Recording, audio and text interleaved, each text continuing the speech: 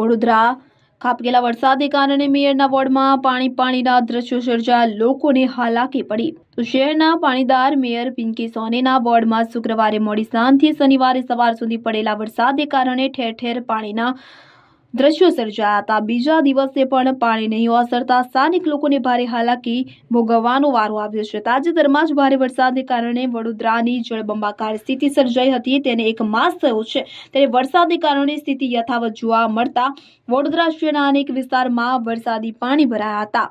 એક માસમાં વડોદરા મહાનગરપાલિકા દ્વારા આક્ષેપ પ્રતિ આક્ષેપ તેમજ બ્લેમ ગેમ સિવાય બીજું કશું જ થયું નથી। તો વડોદરાની વિકાસની ગતિ ગોકળ ગતિએ નહીં પણ જેસે થે તેવી સ્થિતિમાં જોવા મળતા લોકોમાં છૂપો રોષ યથાવત જોવા મળી રહ્યો છે। ભારે વરસાદને કારણે સર્જાવનારી તારાજીના કારણે અનેક નેતાઓને જાકારો મળ્યો હતો, તેમ છતાં પણ તેનાથી બોધપાઠ લીધો નથી તેવી લોકમુખે ચર્ચાઓએ વેગ પકડ્યો છે।